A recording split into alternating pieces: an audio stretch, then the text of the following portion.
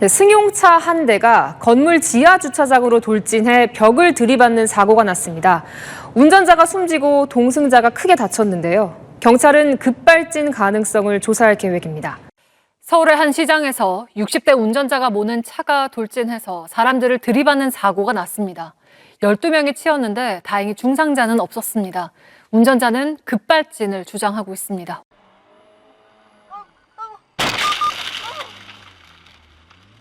갑자기 앞차를 들이받으며 달려나가는 차량. 이 차량은 도로 연석을 뛰어넘어 그대로 수로에 처박혔습니다.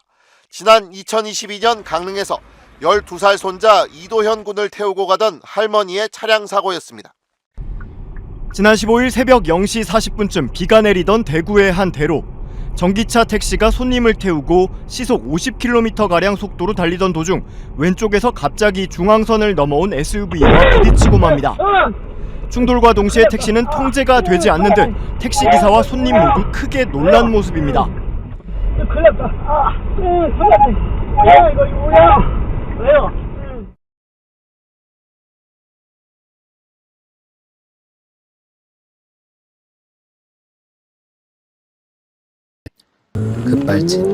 급발진이란 운전자가 의도하지 않았는데 자동차가 급작스럽게 가속되는 현상을 말합니다. 급발진은 크게 세 가지로 분류되는데 먼저 스로틀 케이블 파손, 브레이크 결함과 같이 하드웨어의 기계적 결함이 있습니다. 두 번째는 전자제어 시스템, 센서, 스로틀 제어 모듈에서 오류가 발생하는 전자적 소프트웨어적 결함이 있습니다. 세 번째는 운전자의 실수로 엑셀 페달을 브레이크로 착각하여 밟거나 패닉 상태에서 가속 페달을 놓지 못하는 경우입니다. 국립과학수사연구원에 따르면 급발진 감정 건수는 2020년 45건, 2021년 51건, 2022년 67건, 2023년 105건, 2024년 114건으로 5년간 계속해서 증가되고 있습니다. 382건의 사고 중 급발진 주장의 89%는 5에서 70대로 높은 연령에서 편성되어 있습니다. 이와 관련해 실제 고령 운전자분께 인터뷰를 해보았습니다.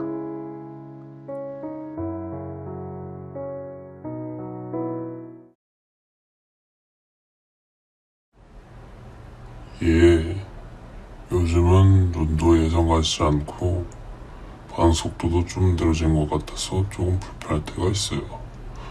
특히 요즘 차들은 기능이 너무 많고 복잡해서 가끔 어떤 버튼이 뭔지도 헷갈릴 때가 있어요. 특히 주차를 할 때 여러모로 불편하지요. 그리고 최근에는 뉴스에도 그렇고 고령 운전자에 대한 인식이 안 좋아져서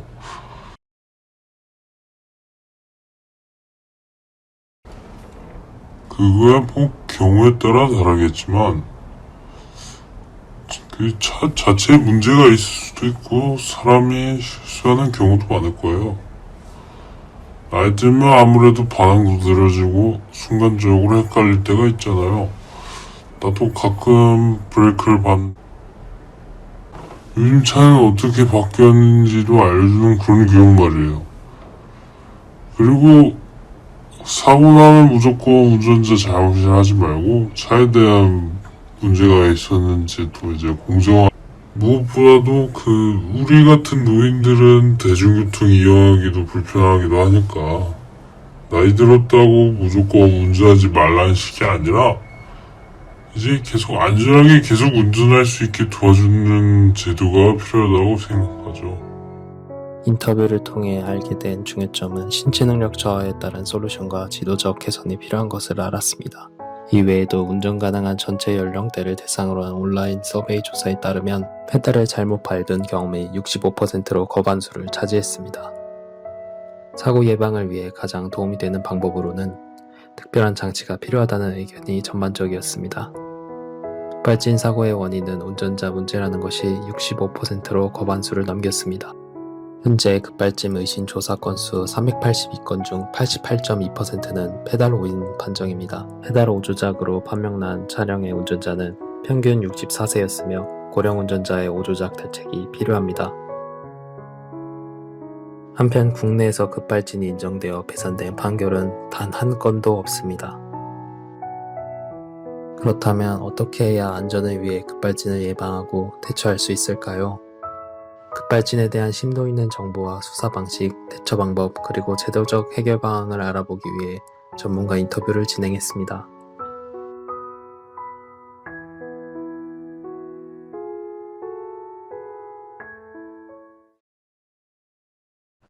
일단 급발진이라고 하면 우리가 자동차가 굉음을 내면서 뭐 주차할 수 없는 속도로 쫙뭐 스피드 마크 일으키면서 가는 걸 급발진이라고 생각을 합니다.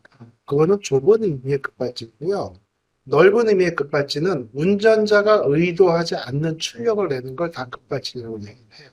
그러니까 평소처럼 운전자가 가속 페달을 절반 정도 밟고 시속 한 80km로 쭉 달리고 있는데 가속 페달에 변화를 주지 않았는데도 갑자기 속도가 10km, 20km 쭉 늘어났다. 그래서 운전자가 당황했다. 이것도 급발진에 속합니다.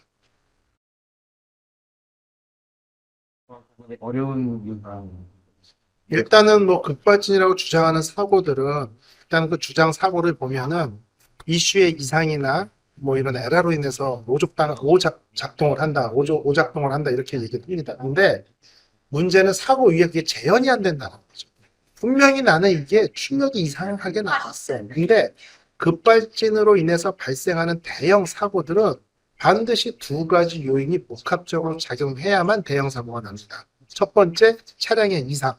일반적으로 얘기하는 급발진이요. 여기 두 번째, 운전자가 당황해서 실제 적절한 대응을 못할 때 대형 사고가 발생하고, 통상적으로 발생할 수 있는 이슈의 고장, 아니면 뭐 스로틀 밸브의 고착, 아니면 연료가 과분사된다든지 연료 분사기나 이런 노즐이 좀 헐거워져서 이렇게 과도한 연료 주입으로 인해서 출력이 높아졌을 때도 운전자가 당황하지 않고 적절하게 대응을 한다. 기본적으로 브레이크를 밟아주면 어떤 상황에서 브레이크는 작동을 합니다.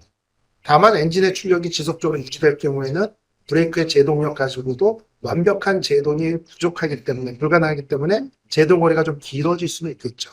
하지만 제동을 하고 브레이크 등은 들어옵니다.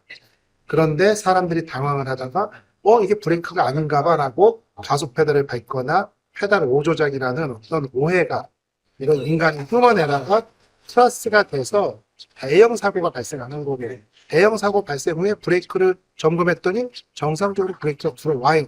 작동을 해요. 그랬을 경우에 결국은 그 페달 오조작을 겪는 거예요.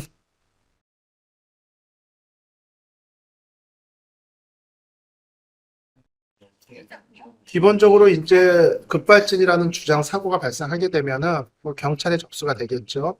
경찰에서 현장 조사를 거치고 그 다음에 그게 이제 국과수로 의뢰가 갑니다. 그럼 국과수에서 왜 차에 결함이 있을 수 있기 때문에 자동차 제작사는 차의 털끝만큼도 소멸될 수 없고 접근도 못하게 해요. 그래서 이게 국과수로 넘어가서 국과수에서 짧게는 보름, 길게는 한 달 정도 조사를 하면 벌써 보고서가 나오겠죠. 그 다음에 경찰의 초동 수사 보고서까지 나오면 그걸 크로스 체크를 합니다. 그래서 보고서의 방향성을 일치하면 그걸 발표를 하고 차량을 제작사로 보내서 차량 제작사에서 이상 유무를 점검하는 이런 과정을 거쳐야 됩니다.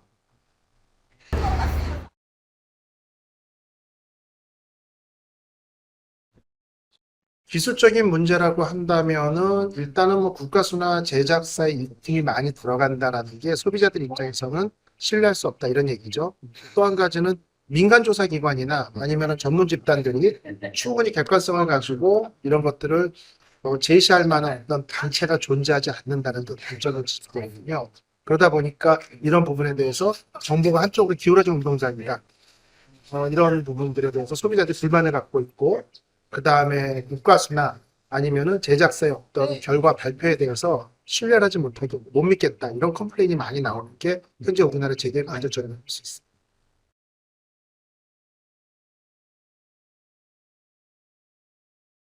기술적으로 좀 충분해요. 단지 소비자들이 그걸 믿지 못한다는 데 있는 거죠. 결국은 뭐냐면 EDR 데이터가 잘못됐거나 여기에 오류가 있을 수 있다는 게 현재 전 세계적으로 증명된 적이 단 한 번도 없었습니다. 한 번도 없습니다. 그렇기 때문에 이런 부분은 데이터는 충분히 믿으면 한데, 그래도 소비자들이 워낙 못 믿다 보니까 EDR에 저장되는 데이터를 열 몇 가지를 앞으로 쉬운 60개 이렇게 많은 데이터를 넣어놓고 크로스 체크를 하자. 또 이제 EDR 하나를 통해서 모든 데이터를 모았는데 소비자들이 이렇게 생각해요. EDR이 미쳤지 않냐. EDR이 잘못돼가지고 엔진의 출력이 높아졌는데 EDR이 하는 얘기를 내가 어떻게 믿어. 이러다 보니까 최근에는 브레이크 등이나 브레이크 센서에 대한 정보는 바디 센서를 통해서 들어온다라든지 이렇게 다양한 루트를 통해서 데이터가 수집되거든요. 그 얘기는 집에 있는 컴퓨터가 에러를 낼 수 있어요. 근데 컴퓨터, PC방에 있는 컴퓨터 3개, 4개가 동시에 에러를 내서 정말 교묘하게 가속 페달을 밟았는데 얘는 가속 브레이크를 밟았는데 이쪽에 그 브레이크를 담당하는 컴퓨터는 얘 브레이크 안 밟았어라고 거짓말을 하고 가속 페달을 안 밟았는데 이쪽은 얘는 가속 페달 밟았어라고 거짓말을 하고 이렇게 컴퓨터가 독립된 이슈들이 서로 정보 교환을 통해서 운전자에게 누명을 씌우는 이런 사태의 확률은 로또 1등을 4주, 6주 연속 1등에 당첨될 확률보다 낮다라는 거죠. 그러니까 급발진은 분명히 있습니다. 있고 운전자가 의도치 않은 가속력은 존재해요. 그런데 브레이크 등이 밟았는데 안 밟았다.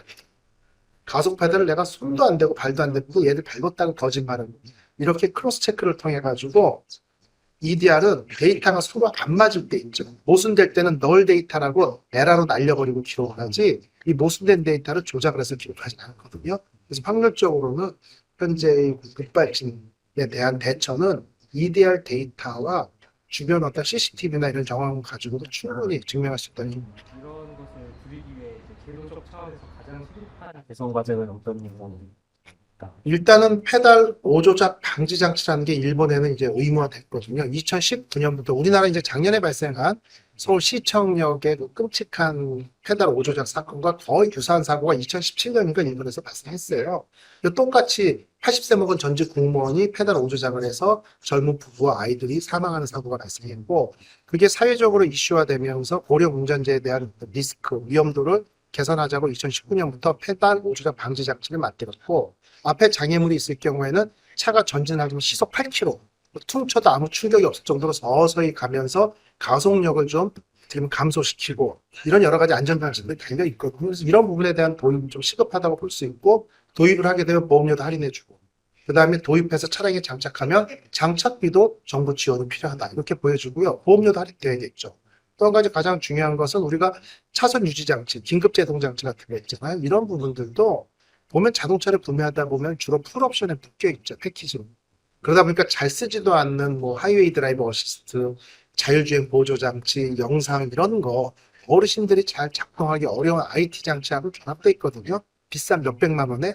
그래서 이런 부분, 긴급제동, 차선 유지, 후측방 경고장치 이런 안전에 필수적인 장치들은 별도의 옵션으로 고령 운전자들이 선택할 수 있도록 해주고 그걸 선택했을 때는 정부의 지원을 해줄 수 있는 이런 제도의 마련을 시도하도록 할 수 있습니다. 정확한 방법은 급발진이 발생한 것 같으면 두 발을 떼세요. 분명히 다른 페달을 밟고 있을 확률이 99.9%니까 아니면 사람이 속도가 높아지는데 발대기 어렵거든요. 브레이크를 두 발로 밟고 있습니다. 차의 모양을 보면 브레이크 페달은 옆으로 길기 때문에 두 발로 밟을 수 있습니다. 가속 페달은 좁고 길거든요. 두 발로 절대 밟을 수 없어요. 그래서 가속 페달을 브레이크로 잘못된 자세로 브레이크 밟았는데 가속 페달 밟고 있는 사람이 두 발을 얹으면 한 발은 무조건 브레이크가 얹어져 있고 최근에 자동차들은 출력을 이기도록 제동력이 크게 설계되어 있기 때문에 두 개를 동시에 밟으면 자동차는 정지합니다. 현재 급발진과 페달오인 사고 관련된 문제는 꾸준히 늘고 있습니다. 이를 예방하고 안전한 운전 문화를 만들기 위해서는 제도적 그리고 기술적인 부분이 조화를 이루어 안전이라는 목표를 향한 해결책이 필요합니다. 그래서 제안합니다.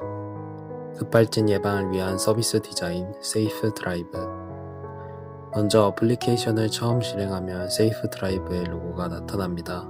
간략한 설명으로 사용자에게 어플의 기능을 알려줍니다.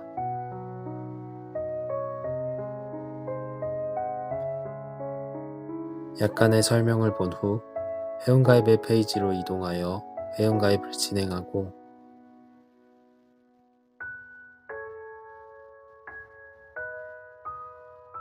프로필 설정을 통해 나이와 운전 경력을 바탕으로 기본 정보를 수집합니다.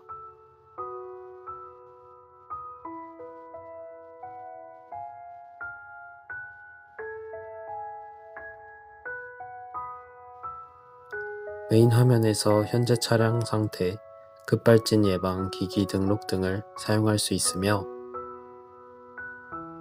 데이터가 쌓인 사용자의 경우에는 프로필에 들어가면 운전 전수와 각종 정보를 확인할 수 있습니다.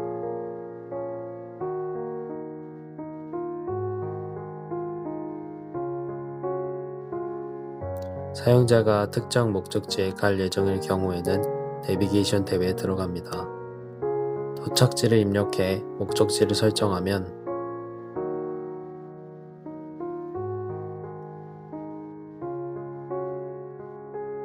운행 경로의 위험 요소와 각종 정보를 알려줍니다.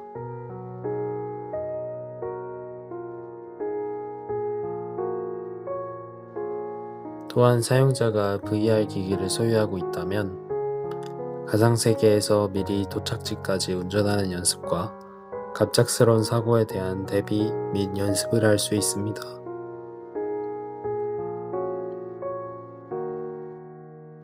모두의 평온한 일상을 지키고 급발진 없는 더 안전한 세상을 만들기 위해 세이프 드라이브가 여러분의 모든 주행 순간과 함께하겠습니다.